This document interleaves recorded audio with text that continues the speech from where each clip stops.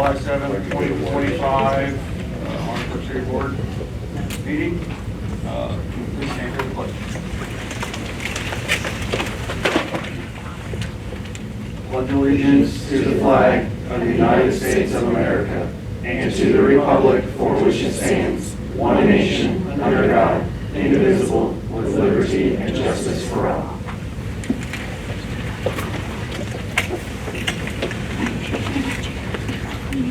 Roll call, Ms. Hillard. Mr. Ansler is not present. Mr. Dackler? Here. Mrs. Getter? Here. Mr. Mowry? Here. Mrs. Neese? Here. Ms. McGowan is not here. Ms. Okafor is not here. Mr. Prince? Here. And Mrs. Docker is not here. Mrs. Hillard is here. Mr. Holman? Here. And Mrs. Mania is not present. I was just saying that. All right, we will move on to the opening board items. Do I have a motion to approve opening board items C through G? So moved. Second. First by Jason, second by Nyla. And we will start. C and D are business as usual, adoption agenda, waiving of the reading of the minutes. E is approval of minutes.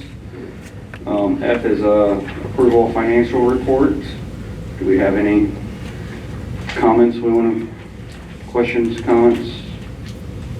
So I think that Ann just had a quick question where I've been sharing the cash summary with you guys and it showed those negative balances on our grants. That was just because we were waiting for some PCRs to come in, so those are going to be fine. You can't typically end the year with a negative fund balance, but when you have a PCR that's in process and it's waiting to come in, you're okay. So we were just waiting for those to come in. And then we also did the advances to cover the difference last meeting too, so that's what that is. And then just to highlight overall, the district did finish in the black by over $1 million, so we did beat the deficit this year, so that's a plus. We also didn't have to worry about the cash cap balance from the state, so that helps in your favor too. So going forward, all the budgets are in, things are starting to move on with the next fiscal year starting, so we'll be ready for Mr. Wells to take over and keep on running. Are there any questions? So what's the percentage of the carryover? Do you know what the percentage of the carryover is? Doesn't it have to be less than 50%? It doesn't, but that's not happening. So they did put that in place. We don't have to worry about that. All right. That's, yeah. Wait till Monday. Yeah. Next, we have recognition of citizen, staff, and students. First, we have Ohio School Board Association Honor Roll. There's a resolution here. Whereas the public school system, public schools and local businesses are an integral part of the community, and whereas many local businesses play a crucial role in supporting our schools, and whereas the economic health of our community, state, and nation depend on strong public school systems, and whereas collaboration between local public schools and local business strengthens schools and the business community alike by providing a well-trained and highly educated workforce, and whereas an excellent public school system is vital to the quality of life in this community and fundamental to preserving a strong democratic society now and in the future. Therefore, be it resolved, the Miamisburg City School District Board of Education names the following business to the 2024 OSBA Business Honor Roll, showing appreciation for the firm's ongoing support of the community's public schools. Your work aided this community in focusing on the goal and providing the best public schools we can for every child who attends them. And we'll name each of the individual nominees.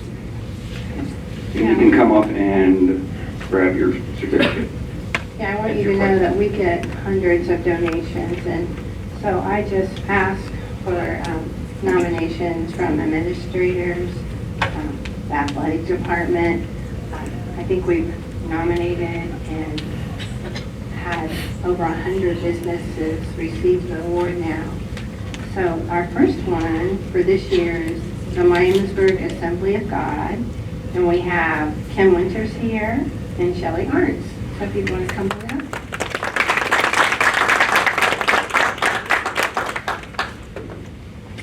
And their contributions, our school supplies valued at $7,500. Thank you.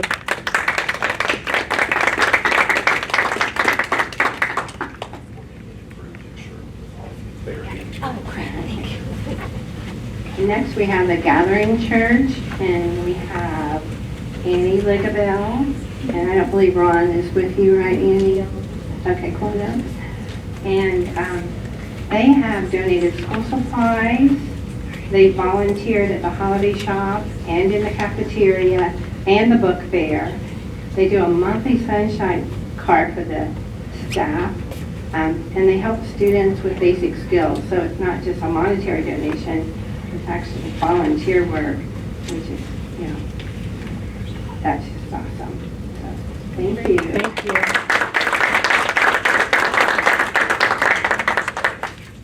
And then next we have Office Depot. I don't think we have a representative from Office Depot, correct? Okay, but I did want to say that they donated furniture to Bauer School, and they gave every teacher a substantial gift card for Office Depot. And then next we have Journey Church. Is Sean here? Okay. We just walked together a little bit a couple of days ago, and he said he was going to come. Or I ran into him when I was walking, but the Journey Church gave $7,000 to help pay lunch fees, outstanding lunch fees.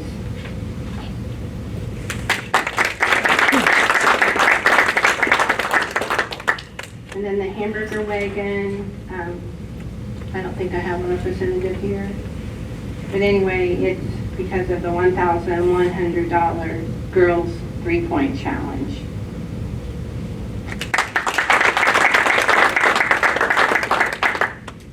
And then last, we have the Miamisburg High School Alumni Association. Is Lee Hieronymus here? Come on up, Lee. It's from their golf outing. Yeah. We need more golfers. We need more golfers. But put this here for Chris's. Who you trying to bet? You don't have to twist my arm, Pastor. Thank you, sir. Yes. But the donations, each school received $600 for their 007 account. Destination Imagination received $1,200 for their registration fees. Fifth grade field trip, $2,200 to offset fees for kids that couldn't pay, and transportation cost. An MD playground equipment at Jane Chance and Medlar View, $1,000 each. And then the Miamisburg Middle School Rocks program, I'm not sure exactly what that is. Do you know? No. Teacher training for 10 girls, $1,600. It's Ruling Our Experience is the name of the program, and it's a girls group that they can join, and it's a social group and teaching program.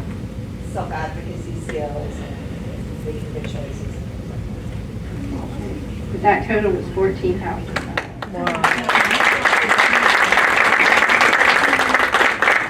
Golf outing. The golf outing is the 25th, right? Yes, it is. Next Monday. And we still need golfers, and we still need people to support it, because our goal this year is 15,000. So we're always trying to do better.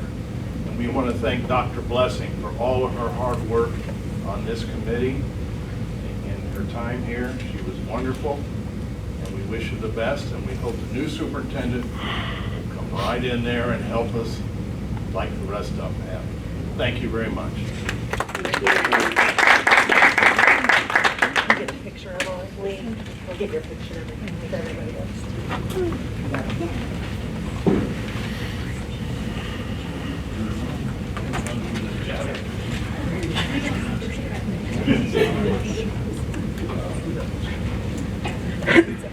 We are at roll call. Mr. Dackler? Yes. Mrs. Getter? Yes. Mr. Mowry? Yes. And Mrs. Neese? Yes.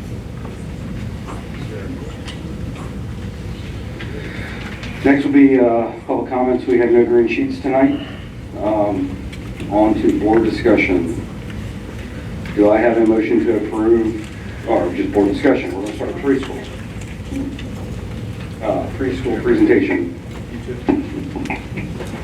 All right, thank you. Actually, I think it was early June or even May maybe, there was a request for us to kind of review our preschool program and the financing behind it and the reasons behind it and all that sort of thing. So that is the purpose of our presentation. And myself, Amy Dobson, and Sarah Busick, who is our preschool supervisor, we're going to kind of tag team this and try to give you some information about the whys for preschool, and then how we are structured here in Miamisburg, because we have our public preschool, but then we also have a partnership with MVCDC that offers another 5 classrooms of preschool. And we're going to go over that, and then we're going to go over the finances of that for you. And then the final screen that I have, it has been, we have been asked about increasing our tuition, so there is just some on that final screen are just some thoughts about that and where we could possibly go, what direction we could possibly go with that. So with that, I'm going to have Sarah begin.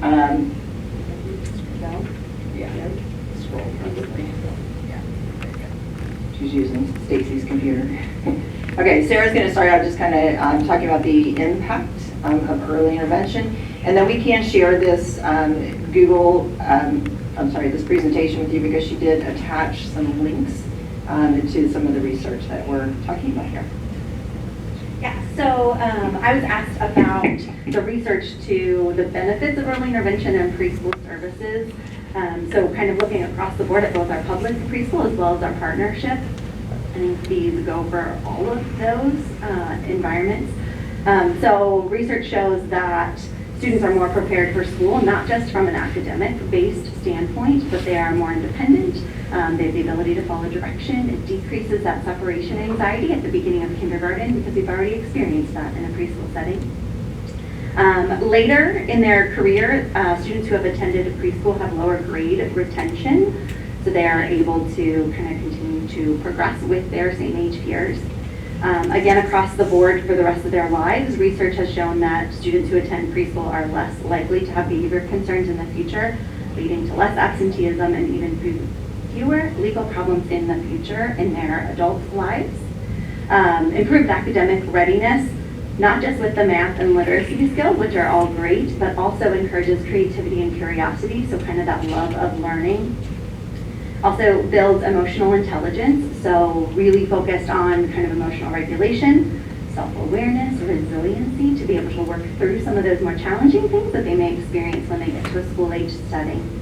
And it also allows for positive peer engagement, so it increases their empathy, their understanding. It reduces the stigma for our students who may have some of those learning difficulties. And it encourages those positive attitudes towards their peers to be able to engage in that more belonging environment. And I did, Katie referenced, put some of the articles that I utilized to gain that. There are a lot of articles that lead to these, but those are ones that I specifically read through.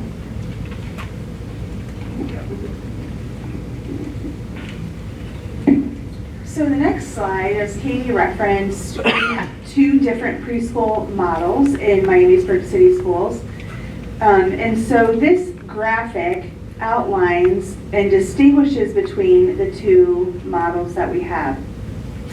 All, all of these are reflective of preschool in Miamisburg City Schools, but for the benefit of helping, create and broaden awareness about the work that's done, hopefully this slide will serve that purpose. On the left, just to kind of help orient you to this slide, on the left are details and information specific to the preschool program at Maddox Lang, which is our public preschool that supports children with disabilities. On the right-hand side are details associated with the 5 classes of expanded preschool at Bear and Mark Twain, which we are able to offer to the community, expanding preschool for 85 additional children, based on leveraging that community partnership with MVCDC, which is Miami Valley Child Development Centers, and they are the Head Start provider for a 5-county region in our area. So if you look to the left, you can see the details for Maddox Lang. There are 16 classes. They are half-day programs, so we have 8 classes in the morning, 8 in the afternoon. All of the employees at Maddox Lang are Miamisburg City Schools employees. The teachers, the assistants, the supervisor, the related service providers are Miamisburg City Schools personnel. In that model, there are up to 16 students per class, and it's a 50-50 model. So there are 50% of those children are preschoolers with disabilities. The other half of the class are peer models. And that is referenced in the integrated model is what it's called. That's the language for the type of model that we have there. This is, as I said, our public preschool. On the other side of this graphic are details associated with the classes we have at Bear and Mark Twain. This is an innovative model. Actually, the CEO of MVCDC and I have had the opportunity to present about this model. It is looked at by districts not only in communities, not only here locally, but across the country. This is an innovative model that really looks at how can we not only expand preschool, but how can we do it in a way that really leverages the advantages that both entities bring to the preschoolers and to their families. So there are 5 classes. 3 of those will next year be at Mark Twain and 2 at Bear. These are full day programs or school day programs. So the children are in school from about 9:15 until almost 3 o'clock in the afternoon. So it is a more robust in terms of the amount of time that children are in school, and it is offered Monday through Friday. We have integration of our personnel. So in terms of teachers, we have 2 Miamisburg City Schools employees, and we have 3 MVCDC employees in our preschool. Similarly, we have assistants from both of our entities that are supporting children. Interestingly, and this was one of the the core foundations of this partnership, is that in our classrooms where we have a Miamisburg City Schools teacher, she is paired with an assistant from MVCDC. So there is integration even within the classrooms in terms of our personnel working and collaborating together. And in 2 of the MVCDC classes where they're the lead teacher, we have our Miamisburg City Schools assistants in their classrooms. MVCDC provides a site supervisor that helps with accessing resources, helps with the registration process, does home visits, supports families' wellness, nutrition, a very comprehensive wraparound service to all of the children that are involved in the program. They also, there are 2 family support service workers, 1 at each site that do that kind of support, and they provide a site supervisor to help with all of the supervision in both of those 2 buildings with all of the staff. The site supervisor and Sarah work closely together so that even from a professional development standpoint, from an analysis and looking at how to best support the needs of students, there is collaboration with Sarah and their supervisor, with our teachers and personnel. So there's a nice integration there that is happening. There are up to 17 students per class at each of those Bear and Mark Twain sites. Whereas Maddox Lang has an integrated model looking at typically developing our peer models and preschoolers with disabilities, the model at Bear and Mark Twain is actually a socioeconomically diverse model. So 75% of the children are Head Start qualifying, 25% of the children are over income, and so looking at the benefits of integrating in a different way and diversifying the class makeups differently. This is an additional preschool option. Like I said, that increases access for 85 families, 85 children, I should say. Although we have had consistently waiting lists by the time the prior school year ends, so there's still room for growth. But this is a reflection of where we are now in terms of that expansion. And we are able to do all of the programming, as you'll see on the next slide, at Bear and Mark Twain at no additional cost to the district or to our local taxpayers.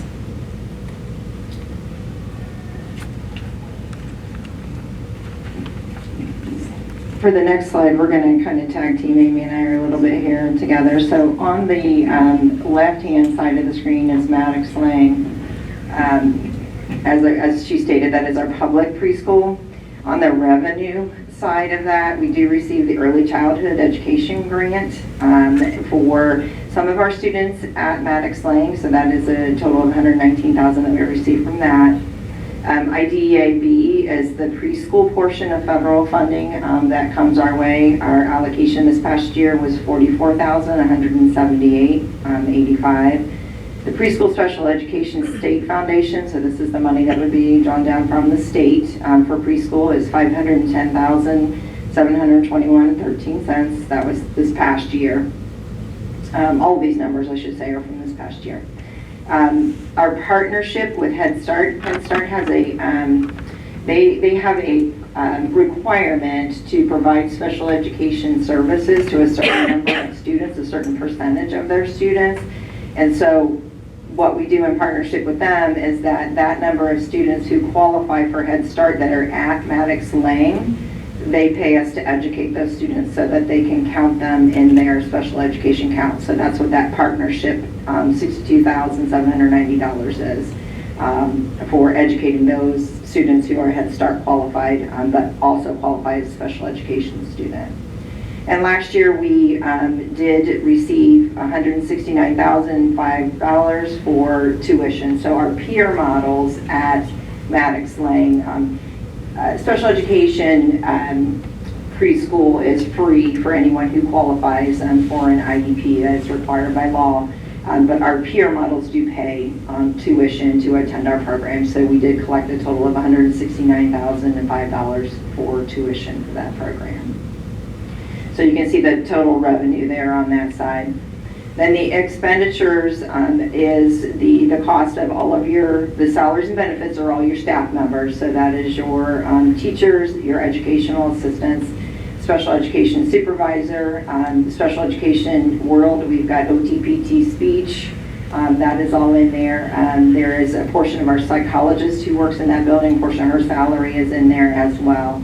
And then, of course, one of our nurses also has a couple of days at that building, so her part of her salary is in that number as well. And then there's a small amount that we expend on supplies each year, and then other expenditures are just miscellaneous things that, I'm trying to remember what we put in there, but there's things that weren't supplies. Telephone, that's right, something. There was something in there. There was a couple of kind of odd things in there that just weren't supplies.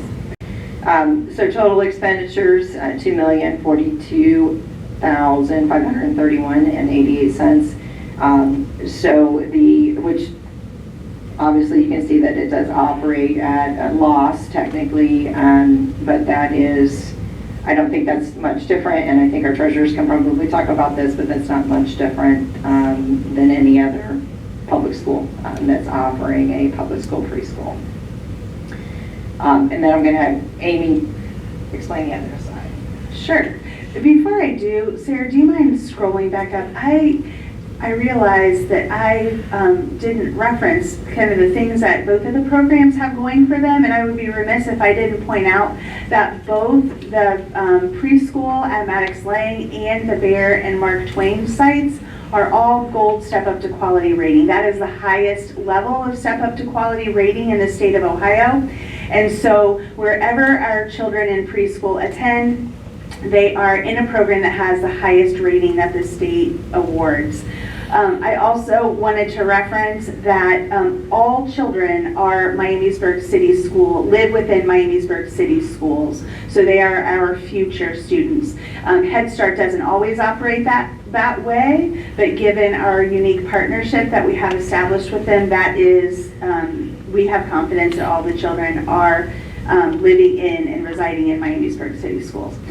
We'll talk about we've already started to talk about the ECE grant, but both entities benefit from ECE grant funds as well. So I'm sorry for backtracking for just a moment, but I didn't want to miss pointing that out. And just one more thing that I wanted to add to this is how we operate, by the way, that's not important. So the one thing that's hard to quantify on the revenue side is that we do also bill Medicaid for our related services. We don't receive that broken down by whether it was a preschool student or whether it was a high school student or whatever. So I really can't capture that to show how that would impact preschool. But Medicaid is, we do bill for Medicaid eligible for OT, PT, speech evaluations and some nursing evaluations as well. So just want to put that one out there. Sorry, excuse me, I have a tickle in my throat.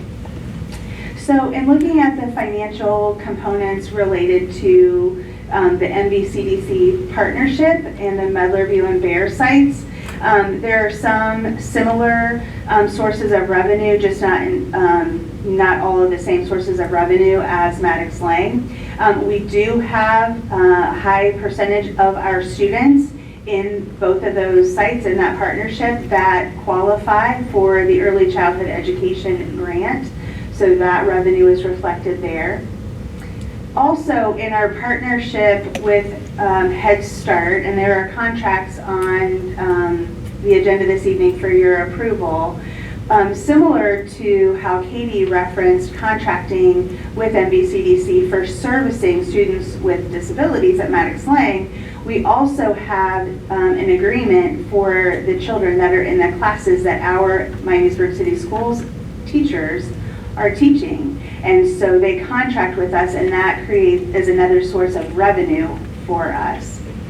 And then we also collect tuition, and you can see the total there. So the total revenue that is generated for the district from those three revenue sources is a little over $500,000 that you can see there.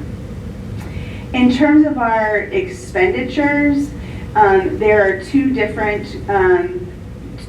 of the highest really relate to the personnel that are teaching the children. The salaries and benefits are the costs associated with our personnel that are Miamisburg City Schools employees associated with the program, as well as instructional services with the contract with Head Start and their employees.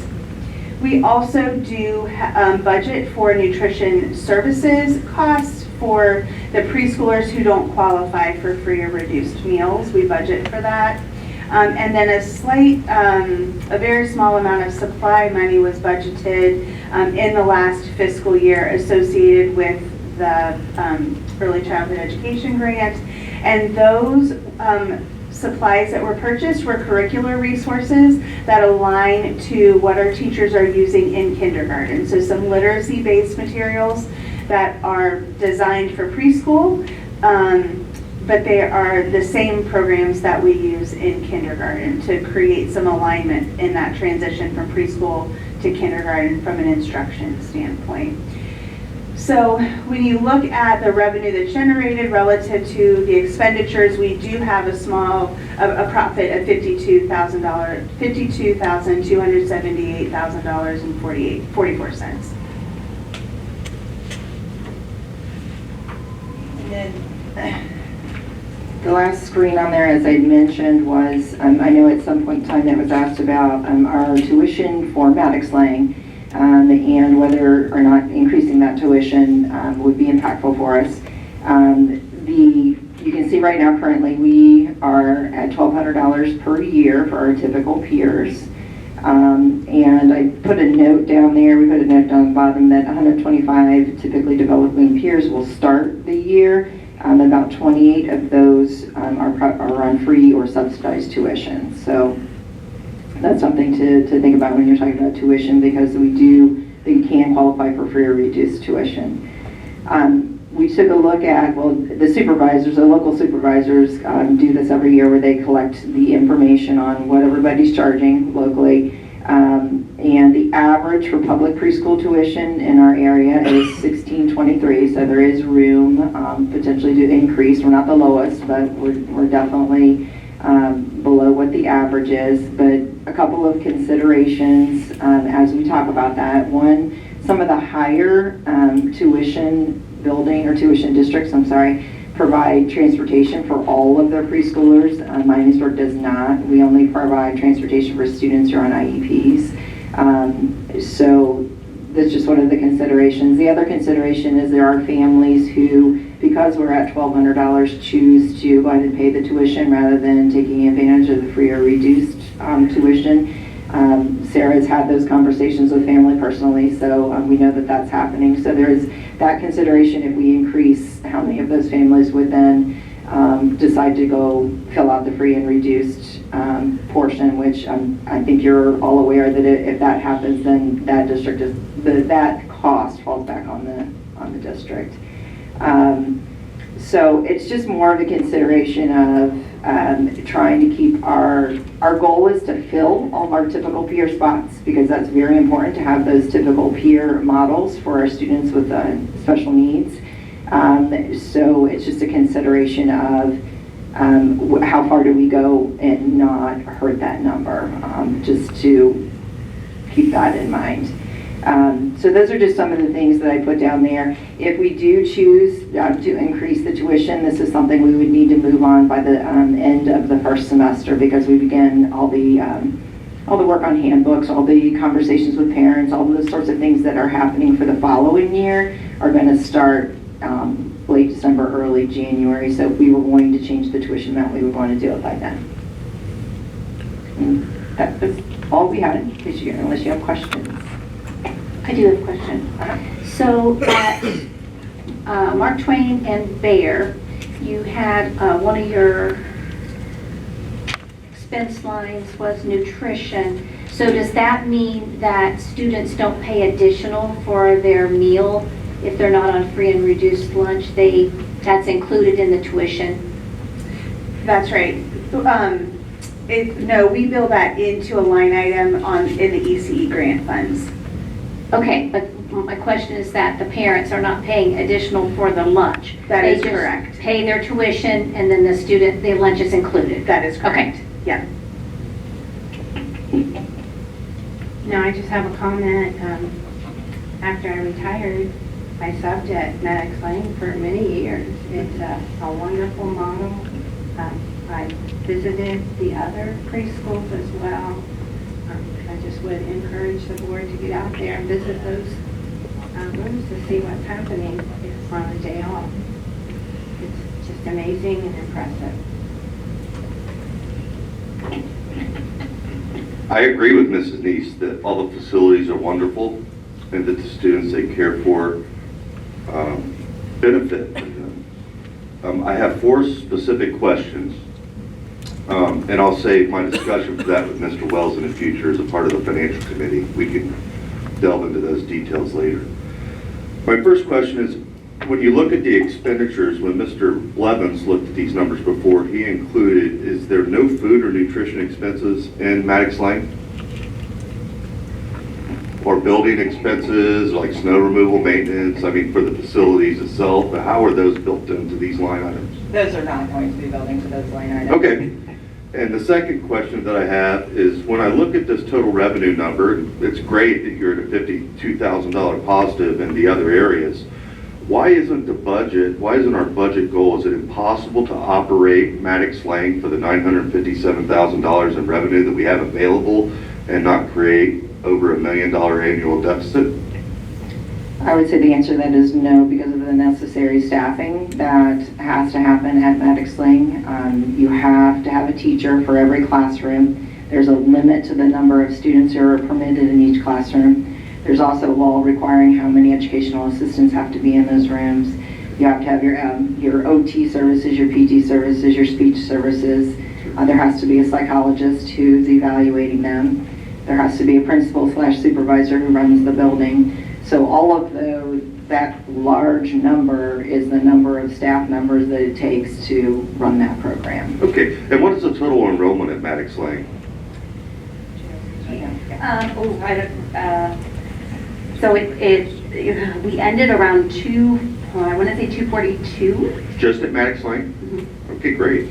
And amongst those, is that a 50-50 split from IEP required to gen eds, or? It should be. For general conversation purposes? Yes, for general conversation That's the goal, purposes, right? yes. Mhm. Okay, and when you mentioned school day length, you said a half a day. What is a half a day? 4 hours? It's just under 3, so our morning session runs from 8:55 until 11:45. And So our it's 6 hours a day is the morning and afternoon. Well, the students don't attend 6 hours a day. She's telling you what the students attend. the students attend from 8:55 to 11:45. Yeah, that's what I asked. Yeah. So the school day is 6 hours. So a little over 6 hours total for the morning and afternoon session. For student instructional For period. yes. students, okay. Teachers would be 7.25 hours. Got it. I understand. Cool, thanks. And, the fourth question is, you said, when I'm looking at numbers as a businessman, when I see deficits, which this is one, and when I understand the funding model of public education, that we receive a lot of our, what's not received by the preschool is received for the purpose of K-12 education, I'd immediately, my ears perk up a little bit, and I think that, I have to be a little concerned about the subsidized cost that's being pumped from K-12 into the preschool to make it viable. And if our academic outcome numbers weren't declining to historic lows in the elementary, I would be less concerned. But the hurt numbers, what I'm concerned with is, are we causing harm, or our elementary is not as good because this $1.1 million is not being focused there. So, when we look at our academic outcomes and we see declines in the raw data like we saw this year in the state report card, where can we look to see a return on investment for this $1.1 million investment annually into the preschool, other than academic outcomes? Well, I have a question too. I'm kind of piggybacking on what Jason was saying. Is there some way to pull out what we're getting reimbursed by Medicaid on these, OT, PT, speech, and there's no way to pull that out? Because I'm sure that that's somewhat significant. That would make a big bite out of that $1,136,000. We even did and say it brought it down to 700,000. I mean, where do we see the return on that investment? Where should we look for that return on that investment, I guess is what I'm asking I for. think in the research that Sarah shared with you about the success of children who attend preschool, and I think you also need to understand or remember that we're required to provide this. And I think looking to your legislature as to why they're not fully funding it might be a better use of time, because... Well, no, I have. Well, what I'm saying is that even if I had no typical peers, take them all out, I would still need that level of staff in order to serve the special education students that we're required to serve. So I'm not lowering that number at all by taking out my typical peers, and I'm still unfunded mandate, right? I'm still required to provide preschool services for whoever in our district qualifies for special education from ages 3 to 5. 3 till they go to kindergarten, 6. Survivability is something that I was preaching to Dr. Blessing before she left, when I would talk to her about a couple of times about this topic, and creating other avenues to create profit centers, because obviously we're making 52 grand on it in the other 2 districts. How do we make more money to support this so it doesn't have to be subsidized by K-12 education? Because anytime you take money away from something, you're taking something away from that sector. And, I talk to our teachers who have, IEP kids mixed with gen ed kids in their classroom that would love to have the support that in their elementary classroom that $1 million a year could provide them in aides and intervention, people like that. So I just want to be cognitive of that moving forward when we're trying to manage our budget, that we're being prudent and that we're not creating a wholly subsidized entity at the expense of the K-12 sector that we're receiving the funding for. And that's really the only thing that I want to look at, you know, and figure out different creative ways to be able to achieve it so it can be viable and so it can pencil. And, you know, and if we're going to invest $1 million a year, you know, have our reading numbers in 3rd grade be sky high as a result. So whatever that looks like, you know, I think that's the challenge. That if we invest the money, we have to see results for that money. And that's really my only point in looking at this, and I appreciate your presentation. Thank you. Just as a follow-up, we have had a partnership with Preschool Promise in the county for a number of years where they present and share data with us, not only specific to our preschool program, but to preschool programs that any of the children in Miamisburg kindergarten are coming from. And one of the things, when we met with them just earlier this week, one of the things that we asked was, is there data that we could look at that would be a measure of growth as a result of preschool programming? Some of the data that we have, like the kindergarten readiness assessment, for example, is an achievement threshold. It basically is to what degree are students able to do these skills. It doesn't show where students started as a 3-year-old to where they are when they're ready to transition to kindergarten. And so one of the things that we've asked them looking ahead to partner with us on is to make a recommendation on data that we could utilize and, you know, at the beginning of preschool for a child, and then toward the end and the last semester before they transition to kindergarten. So that is still that's kind of in its infancy stages at this point. But Robin Lightcap, who is the executive director of Preschool Promise, met with us, and she immediately knew of an individual at the University of Dayton that would be able to help support us in seeking out that data. So that will be, oh, you already got an email from, great. So that is something that is in the works, to be able to better quantify that data as well in terms of that growth piece that happens for students' skills as it relates to preschool experience. So we shouldn't be looking at state test scores to measure that in 3rd grade? No, please don't misinterpret that. That is not at all what I'm trying to communicate. I'm just saying, just wanted to bring to the attention that there are ways to better measure preschool to help us gauge growth during those preschool years. And then also to continue measuring those outcomes as it relates to achievement testing in 3rd grade. But it would give us a quicker, a more timely measure relative to the impact of those programs for the children who are involved during those 2 years of preschool. No, I just wanted to say that, I did want our community to know that, we continue to work on improving our test scores. So we did go from a 3 to a 3.5 this year. Our 3rd grade reading scores are improving. I definitely support those improving even more, but we are moving up and everyone's working hard. I just want to, I guess I'm going to piggyback off of I think what Jason is trying to ask, and I think would be a valuable thing to have, would be, and I like the impact of early intervention. This is all like, in me, you give that to me, that's a very general thing, like, okay, I mean, that's just where is the fact that we had somebody go through a preschool program and pass the state reading test? That's the number that I would want to see. Show me that it is doing good, not a generalization of this is what kids do better because of what everybody like.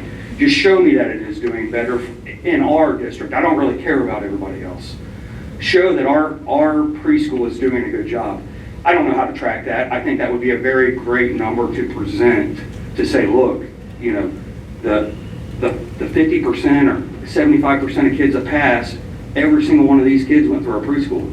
So it is working. We're the 25 that aren't is, it's kind of out of our control, or we might have got them in 2nd grade or I think those are kind of the numbers that would be nice to put with the preschool if they're available at some, to some extent. I think that's kind of the number that I would want to see. Me too, absolutely. And the one thing that I look at is that, we receive around, $8,500 a student in state and federal funding in K-12.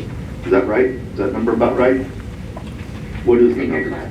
Huh? You're close, it's around 800. Right, it's close. So, for the 242 students that are, in Maddox Lane, if you take just do the rough math,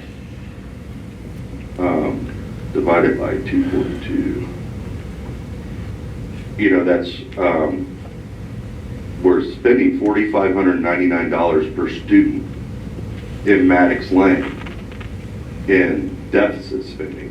So we're spending more than half of one student's income from the district as a subsidy. And I'm not saying that the promises aren't great, that they're well intended, that they're well thought through. I'm just thinking, from the perspective of when you see numbers like this in a spreadsheet that are this large to a deficit disposition, and we're talking about levying our community, I don't think that we can have an honest conversation that we've done everything that we can do until this number is much less than $1 million in the hole.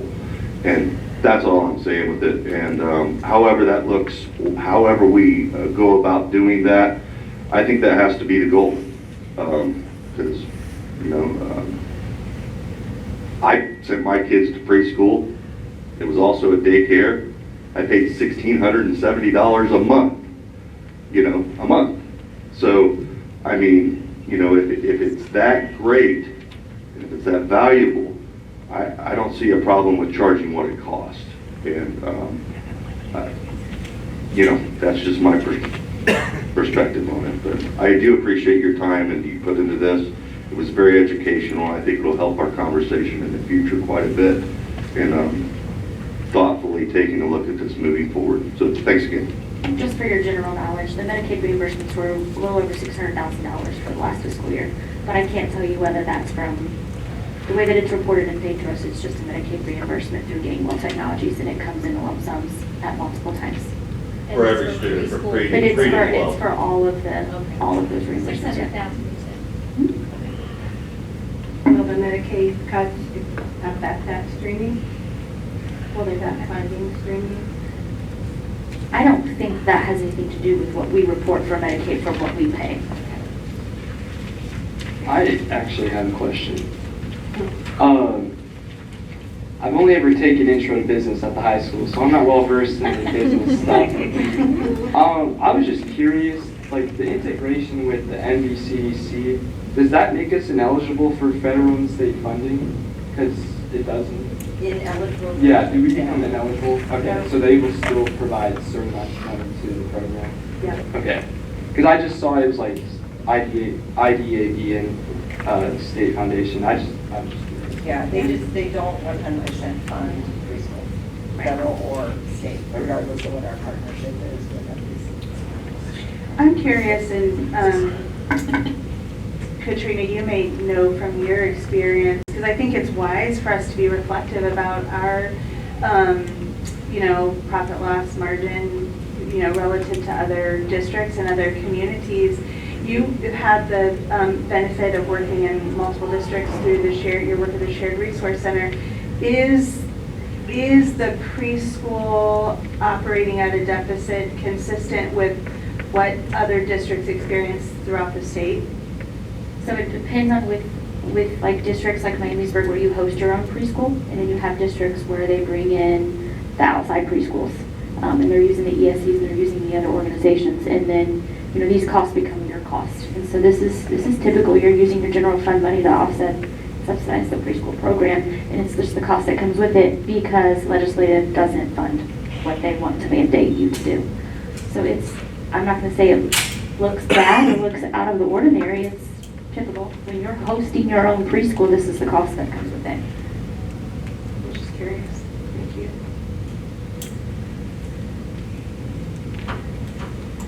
Do we have any other questions? Thank you guys so much for that presentation. We will move on to our next presentation, which will be district insurance renewal presentation.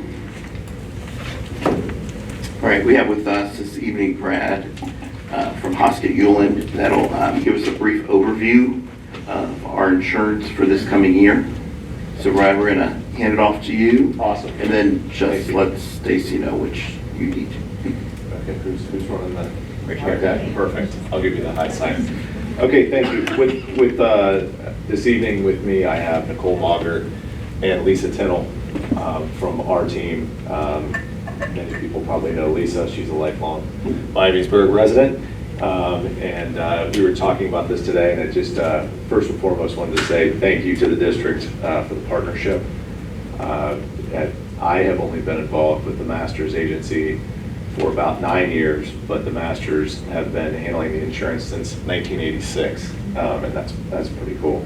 And it's our honor to protect the students, the faculty, and the facilities and administration through the insurance program. What I would like to just talk briefly about tonight is we are seeing increases in the insurance globally. This is not a isolated incident for schools. And so I'd like to just quickly, can you go to the other one by chance? The other, right there. Yep, perfect, thank you. Just quickly wanted to kind of just give you the why of what's going on in the insurance marketplace. We insure multi-billion dollars in real estate assets all across 40 states, 40 plus states in the United States. And this is not an isolated incident for our area here. And actually, if you look at this first slide here, you'll see what is driving the increase in cost in insurance. And what those represent are the 2024 billion-dollar weather and climate disasters. And so there were 27 separate billion-dollar incidents that occurred in the United States last year. And you know, oftentimes people look up there and they think, well, of course, that's California wildfire and that's a hurricane or two.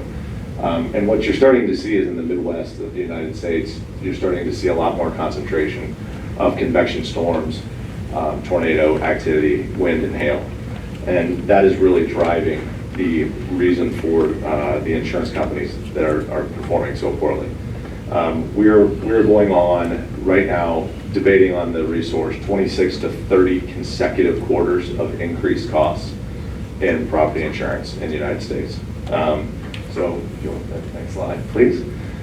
Just quickly, this is going to be really hard for anybody to see. It's pretty hard unless I send it to you in an email. But basically what this shows is this is 2024 NOAA's annual final survey of tornado, hail, and wind incidents. And if you can see this microscopic ledger, it'll tell you what the difference is. But the hail starts at 1 inch, and at actually the top level, and I could, if you can blow this up, you can see it, but you probably can't. But the top level is actually 2-inch hail. And so when if you want to zoom that back out just a little bit, okay, if you want to go to the next page, that was 2024 laid over with weather incidents. And so what we're starting to see, and if you can picture where the state of Ohio is, you can't really see it just due to the amount of frequency and severity. But if you're starting to see where Ohio is, we're starting to see a lot more red creep into into our area, especially in the area that we sit tonight. And that is from tornadic activity, and that is really what is a huge concern. And if you want to go through, we'll go through these next ones pretty quickly. This is just year to date, 2025 through June. And you can see that the wind is actually worse this year. And we're continuing, go one more slide. So this is the layover of just the first 6 months of the year. And then if you go down, I've got the state of Ohio in there, and if you see right where we sit, and on the next page, I kind of, if you put the logo in, you kind of lose some of the incidents. So if you go back and forth, you can see that we've had tornadoes touch down, hail, etc. And what does that mean for the district? What that means is that the marketplace of available insurance carriers is shrinking because they are taking on a massive amount of exposure. Miamisburg has put themselves into a unique class due to the total insured value as well. And what I mean by that is present day you have $288 million of property insured. So to insure $288 million with one carrier, that definitely changes who can do that. They don't have the financial wherewithal to be able to write that, nor do they always want to. The program that the district is currently with, we are currently with FM Global, which was formerly known as Affiliated FM. It was just a name change. FM is the largest property insurance company in the world, and they're A++ rated and financially stable. To give you an idea, FM only writes 12 classes of business total in the world, and one of those is education. FM stopped writing new school districts in the state of Ohio this year. So you are grandfathered because we were with FM previously. But due to the shift in weather patterns, they put a moratorium on new business in the state of Ohio in 2025. We were actually hoping to use them with some other districts, and they told us about March that they were not going to participate due to the shift in weather patterns. So that is really kind of the state of that in the property, and that is the driving factor of the majority of the premium. If you want to go ahead and get to the next slide here. Let's see. Okay, well, and then the other component of the property is not just the rate. The rate on our property rate is 7.5 cents. What that means is, for those that are not familiar with insurance, is that you pay 7.5 cents per $100 of insurance coverage. To give you an idea, the other 6 marketplaces that we went to, the least expensive that another carrier would start is 10 cents. So they will not even enter the marketplace before inspection below 10 cents per 100. And what are those driving factors? The other driving factor is that the cost of the buildings have increased. So your total insured value has gone up because the replacement cost of those buildings has increased. And this is the consumer price index that, I think everybody feels and sees in their daily lives in some form or fashion. But the consumer price index has obviously continued to go up, and the insurance companies are hitting all of us now with a double whammy, so to speak, because they not only want to get a little bit more rate, but what they used to insure for 220 or 250 million, they said that would be 288 million to replace today. And so if you think, what would an new elementary school have cost in 2020 versus today, it's a very different number. And that's where they're hitting us at the same time. They're saying we need to get more for the total insured value, and we need to get a little bit more rate. So that's really what's going on in the property marketplace. The next is really the general liability. And what we're seeing in the United States right now, and this is something you're probably going to start to see more and more, is the litigation funding is increasing in the United States. And what litigation funding is where these individuals will actually buy somebody's ability to sue somebody else. They will come in and fund your lawsuit against another party. And typically it's against a larger party or a public entity, because they think you have deep pockets. And so typically the plaintiff is not always even receiving 100% of the proceeds. The litigation funding group, who is your partner in the lawsuit, will take on all the expense for the legal costs. And that is what we're seeing put here. Just the median verdicts rose from 24 million, 44 in 23 to 51 million in 2024. 49 verdicts were over 100 million. And a lot of this is being driven by litigation funding. So people who are class action lawsuits and or trying to make the big guy out to be the bad guy. What does this mean for the district? This means that the insurance companies, when they are hung up into litigation and they have max policy payout, they lose more money. And who pays that? The insured next year at the renewal. So we have seen the insurance marketplace lose quite a bit of money the last 4 years due to weather, and also this litigation funding is starting to creep in. And so the last 4 years, up until the end of 2024, the majority of the insurance marketplace was running over 100% deficit. Back to what we just talked about previously, they were running a negative. So for every dollar of insurance premium they received, most insurance companies were paying out $1.03 in expense. So that's negatively impacts the districts on a go forward. The last piece is the cyber marketplace. I don't think anybody is unfamiliar with this. We hear about it every single day. As a matter of fact, 5 to 10 years ago, this wasn't even a coverage that most schools were even concerned with. The way that education has changed, the way that everything is done electronically now, whether it's records, whether it's testing, whether it's grades, whether it's remote learning, et cetera.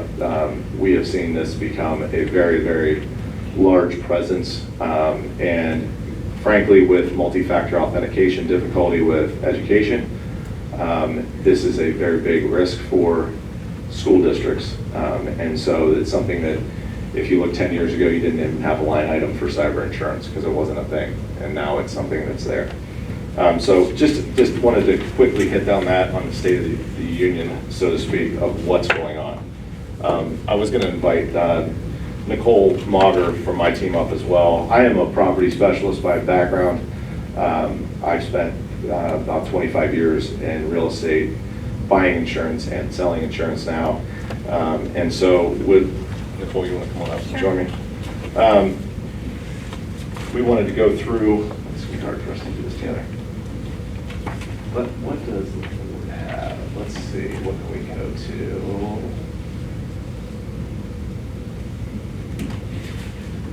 Go to the renewal. Yeah. Okay. What page would you like them to flip to? I think that would be more for them, Okay. how much they want us to go for. Yeah, I appreciate being here, and I have never presented to the board before. So I would like to know at what depth you would like to go through, because we have 20-plus pages of what this includes, and at what level. We have all the coverage limits, levels, et cetera, premiums. And so at what level would you like us to go through this? I know that the board has seen these numbers, and I'm sure you have questions upon them, so I'd be more than happy to answer any of those questions. I think if you could just start with the overview of maybe what we're being raised this year, and then maybe what that compares to, you know, other areas, and then if anybody had any questions, I think that'd probably be about the best way we could go about this. That's great. Maybe to the second to last page then? I mean, I like insurance. I mean, I don't really like having to pay for insurance. Well, you know. welcome to every one of our clients. So this is the full picture of the entire program. There was a 17.5% increase this year. And like I said before, that is not 100% rate. And what I mean by that is that it's not just we just receive more money as the insurance company stance. It is because they also increase your property values by $8 million. So there's a little bit in total insured value. The previous 3 years, we've seen more pressure on that, especially post-COVID. There's been a lot of pressure on property values. This year, there was still an $8.4 million increase, a little more than that, on your total insured value. But then the rate did also go up a little bit as well. So obviously the property is the largest portion of this, from $175,000 to $217,000. And then the majority of the rest of these coverages are all liability and or specific risks, whether it's auto, inland marine, et cetera. I would say that, let me see, Nicole, why don't you jump in here? Nicole is our liability specialist in our office. She's actually a certified school risk manager as well.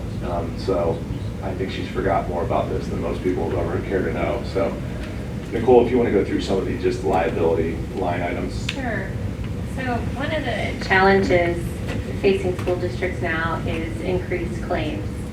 And going back 5-6 years ago, it was really rare for me to take an insurance claim for liability.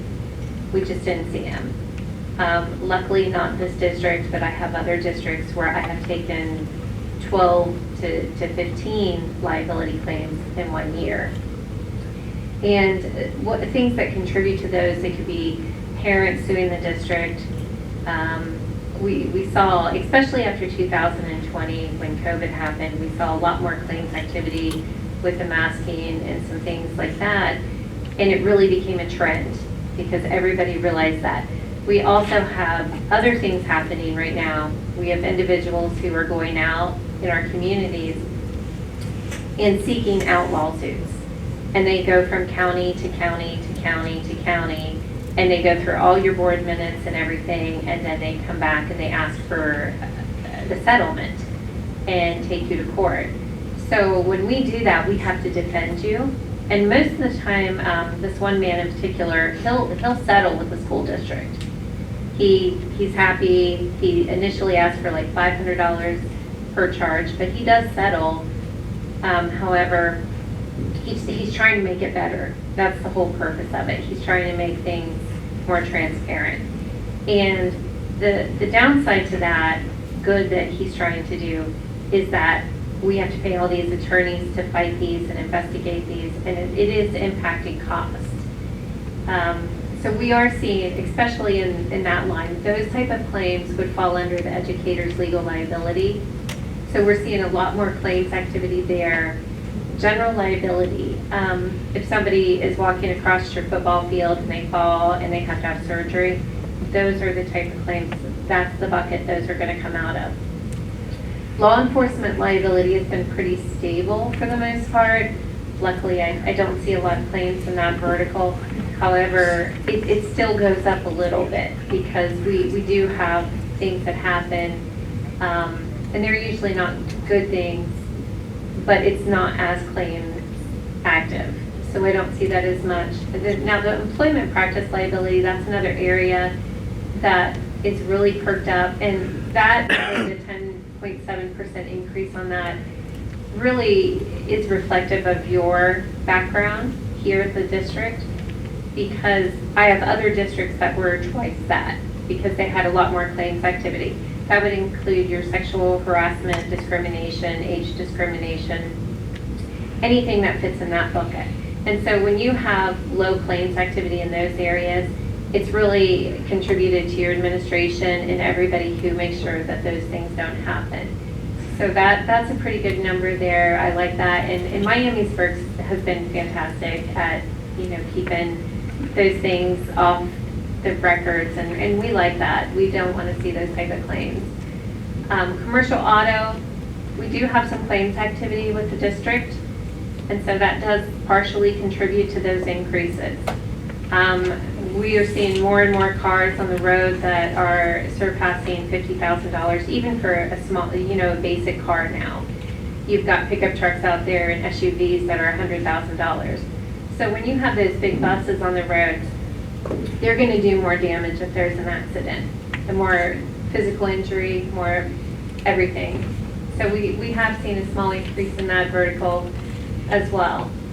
The crime is pretty standard. We haven't seen too much of an increase in the crime or the inland marine. Inland marine would be those items that you're taking off the grounds. So that's like your band instruments, and it would be equipment if you're taking a mower off the grounds. So while it's on school property, it's covered. It's part of your contents. But if you send a bus full of kids down to Disney and it's all packed in a trailer and that trailer gets in a car accident, we want to make sure that it's covered. Excess liability. So this is an interesting one because your excess liability is really, that premium is generated by increases above it. So that's your umbrella coverage. It sits on top of everything. They're not charging you more because they're not going to charge you more just to say, hey, it's a rate increase, as much as they look at everything else that goes in it. So they look at your claims history, and they look at the educator's legal liability, and they look at the employment practices. And when they're looking at all this stuff, they're also looking at your applications. What is going on with your exposures? Do you have more enrollment than you did the year before? And with school districts, one thing that you probably don't realize, but the things that they rate on are how many bleachers you have sitting in your district. Because what happens with bleachers are people fall or get hurt on them. So that's something that they rate on. They rate on the number of students. They rate on the number of people who come to your stadium and how many seats your stadium can seat. So those are all things that go into it. Whereas if you had a construction company or a business like that, they're going to rate it off of how much revenue you're doing or how much you're paying your subcontractors and those type of things. With school districts, it's more based on physical items or the number of kids that you have in your district. So we do see that. But that excess liability, it goes up as your underlying premiums go up. That's where we see those increases. Now the cyber liability, this was flat this year. We were fantastically great with that, considering all the cyber claims going on right now. We thought that was a really great result. We are still with Chubb Insurance, and you are my last district that Chubb will allow. I would love to put them with all my school districts with Chubb.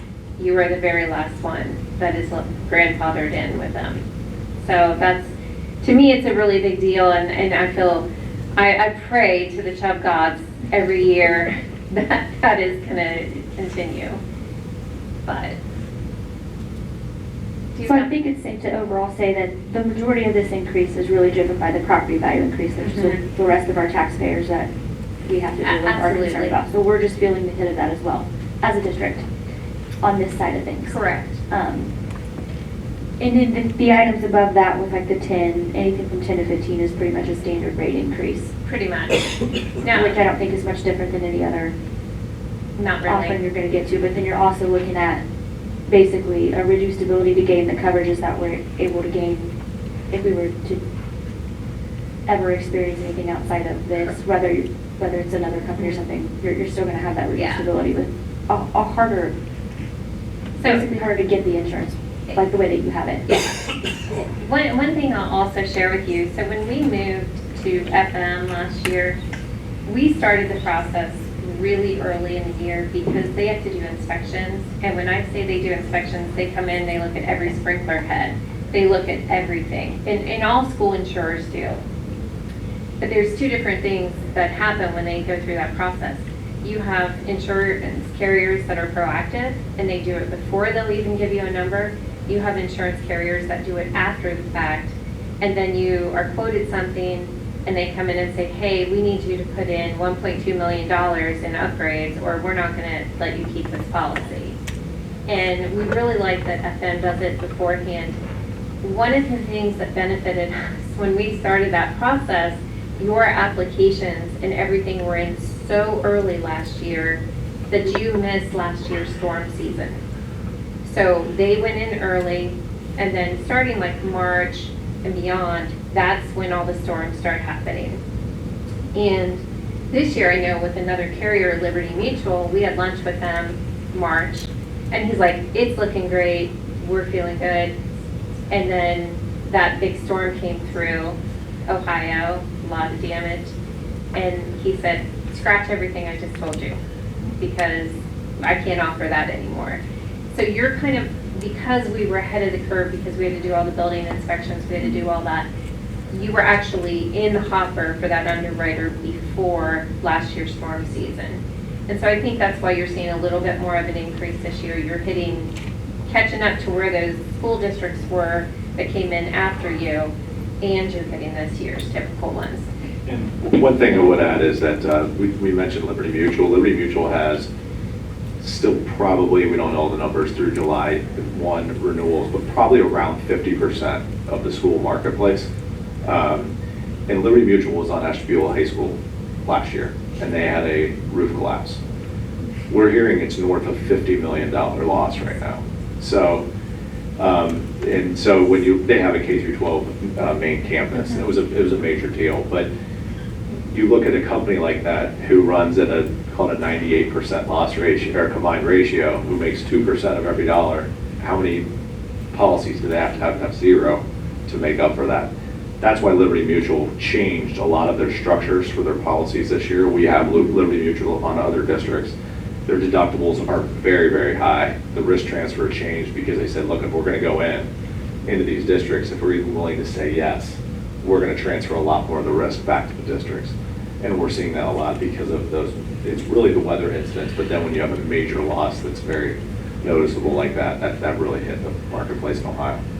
No, one other trend that I'm seeing, just to share with you for planning purposes, the insurance companies that are specializing in school districts, they are getting much pickier. So 10 years ago, they would say, show us all your buildings and we'll insure them. And that was the end of the question there. But now what's happening is they're coming in and they're saying, hey, if it's less than 10 years old, your roof is less than 10 years old, we're just giving you ACV, which is actual cash value. And that is really telling of where this market's going. Because if you have a 10-year-old school, it's probably not really ready for a whole lot of maintenance. You might be doing some patch maintenance up there, but you're not putting a new roof on. And so we really are anticipating that's going to continue, that trend will. And so when you're planning and budgeting for future things that I'm seeing right now, and you're a little bit immune to it, but higher deductibles. I've got 3 carriers that are looking for a $250,000 deductible minimum. And so if you have a wind or hailstorm come through here, that's a lot of money. And then especially when you find out you've got an 11-year-old school and they're going to pay ACD on all that damage, which is just, depending how old the school is, that could be detrimental.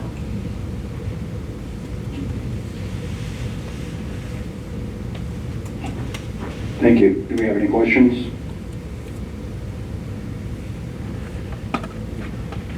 I have a few. I have 4, actually. First one, I was just reviewing your stuff. It talks about Masters being a family-owned and operated agency in the heart of downtown Miamisburg that's integrated in our community. How many of your firm's employees still work in that building? We have 3. 2 full-time. Are you selling it? No. It's listed for sale with Masters Insurance. No, that's not where our office is. Oh, That's where the is old it? building. Oh, that's the other. We're down right by the park now. It's beautiful. All right, cool. Second question I have is, reviewing this over time, it seems that our insurance has, over the last 6 or 7 years, it went from around $140,000 a year in premium to what's proposed to be a $395,000 a year premium. That's a lot. I mean, that's 260%. And, we're forecasting operating at deficits, and we've got some great professionals around us to make sound fiscal decisions moving forward to try to stay viable and financially healthy. And something I asked for last year wasn't a formula of how your commission is billed, but what was that commission? And what I asked for this year is what was the commission this year? And the reason why I asked that question is colleagues of mine in other districts have moved to working with firms who recognize that the 10 to 15% industry standard is broken within the insurance model, because if you have a 263% increase in insurance coverage to still bill your insured, that 10 to 15% margin means that your commission went from 20 grand, which is, I would think, healthy to push the paper to do that, to almost 60. And, oversight and being a fiduciary to the community is something that I want to do, and I don't see any downside to transparency. And nor do I. I believe all, especially to our taxpayers in our community. So I think it's a very valid question. And my concern is I've asked it now twice over 12 months, and I haven't gotten that answer. Well, just so you know, I was asked Tuesday, maybe this week, to go back 7 years, I believe.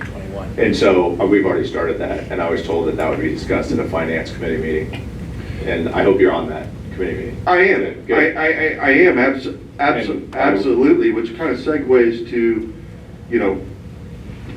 my next question and concern is, our policy expired the 1st of July. Today's the 17th. As a board member, to provide a safety net for $283 million in city-owned assets, I feel leveraged right now in making this decision that I don't have a choice. And I will vote to approve it because my community's depending on me to have that safety net in place. But how did we end up here 17 days past the expiration date discussing this today and asking these questions? Well, we actually had the meeting in June with the staff that was here, and I know you had turnover. So typically it would have been superintendent, treasurer, and assistant superintendent and staff. Okay. That meeting did occur in June. Great, thank you. The last 2 questions I have is, how are we billed? Are we billed quarterly? Are we billed semi-annually? Are we billed monthly? So most school district insurers do not bill monthly. Quarterly, it's usually an annual pay. And is that flexible? With some, carriers, it may be, but not all of them. Okay, and is there an early cancellation cost? Say we've got a great new treasurer, CFO with deep experience in the market, and we plan to employ him and his skill set to its fullest. So if he finds an opportunity for our district that represents a potential savings, do we get penalized for early cancellation after we paid for it? So you have a number of policies that are claims made, and what that means is there's a retroactive date that will go back. Those are typically the policies where you'll see those minimum earns, that's what they call that, premium. For the bulk of your policies, there are not a minimum earned. I think the cyber is not, and then you've got some other coverages that are not, but I would want to read through, just to verify. I know that you have at least one that has a minimum earned, but I would want to read through and be correct in my answers to you. I wouldn't want to just take a guess and not be correct. And we'll provide that at the Finance Committee meeting. Does that satisfy you? Okay, thank you. I looked at the premium from 2021, and it was 167,000, and now it's 395. And I used the percent increase formula that showed it would be 136% increase. I don't know where the 268% is coming from. I had to guess because I've asked for the numbers 4 times and nobody's given them to me.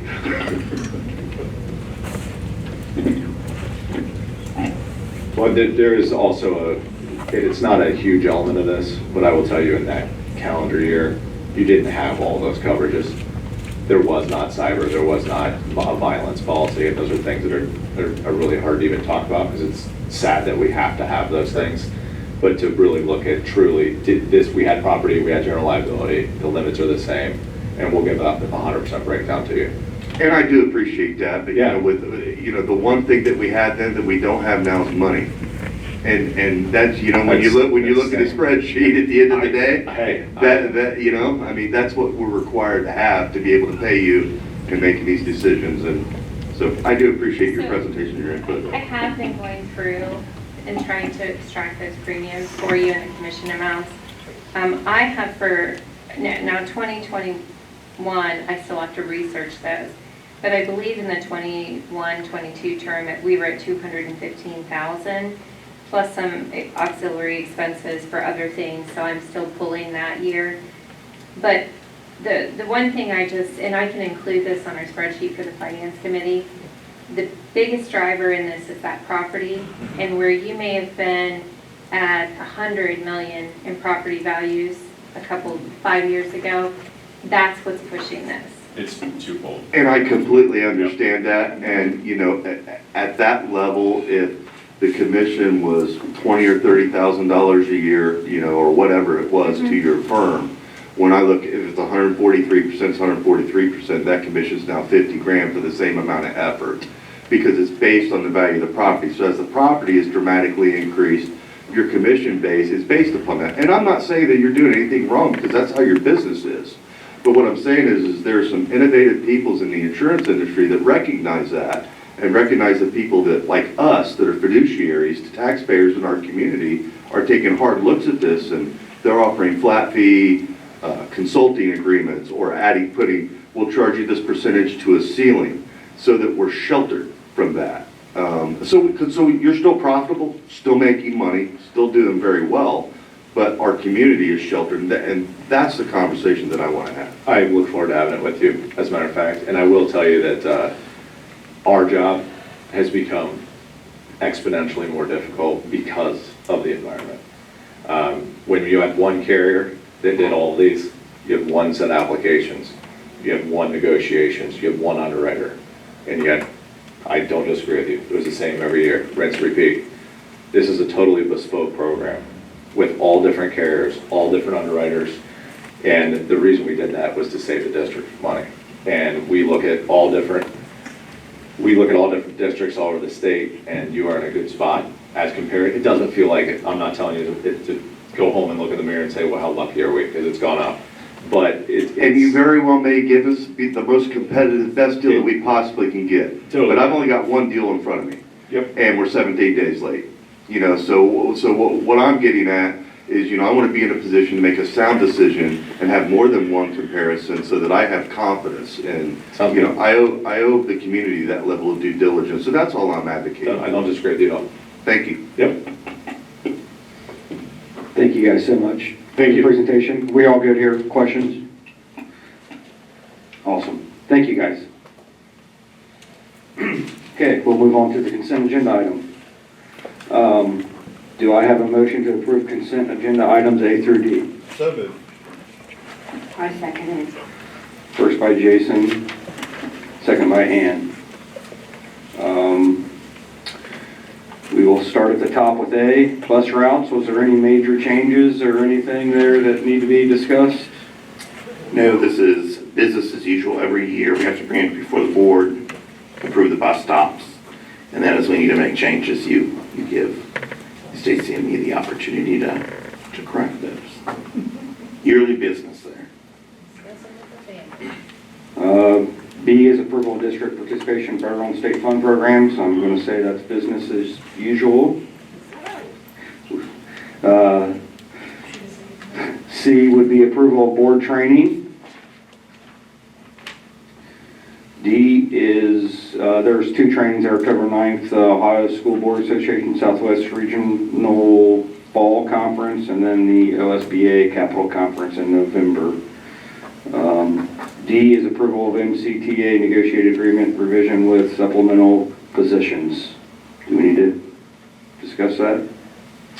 The only change that is on there, when we went through negotiations with the grade level banding buildings, we want to make sure that the K2 buildings have the same opportunity as 3-5, so.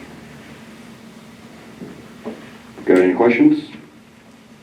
The other question I had is, I was just looking at the sheet, the school season changed names, all from elementary to primary to intermediate to, we never voted on that, don't we have to? Within the state system, when they start looking at it to the K2, they consider that a primary building now. Oh, no, I know Yeah. they consider it, but as far as the name, I was just curious, how could they be renamed without us approving that? That just is what it is? I Because our assume so, I signage is one. Oh, I know. I mean, it says two different things in each building, and I'm just saying, can we get some consistency with that? Or is it too expensive to do? The signs, well, we did get them all painted this year, so that was a Yeah, step they look in the. great. But that is something, as we look at the capital improvement plan, we can take a look at redoing those, because some of those are just reordering and redesigning the metal Detail plate. on the metal plate with the light shining through? Yeah. Great, cool, thanks, that's my only question. Roll call. Mrs. Getter? Yes.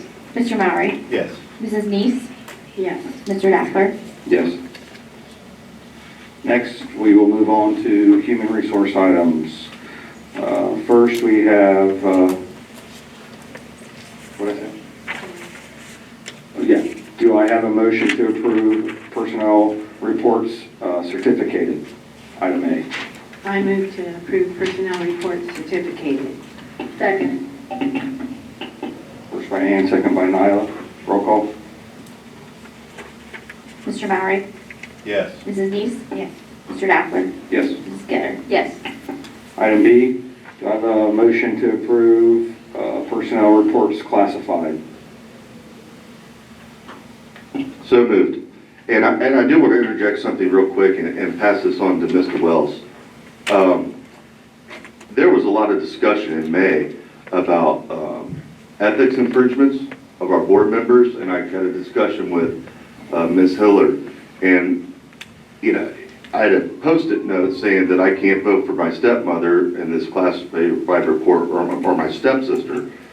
And, I just wanted to clarify for our board and for our district, my stepmother's one of 60 people.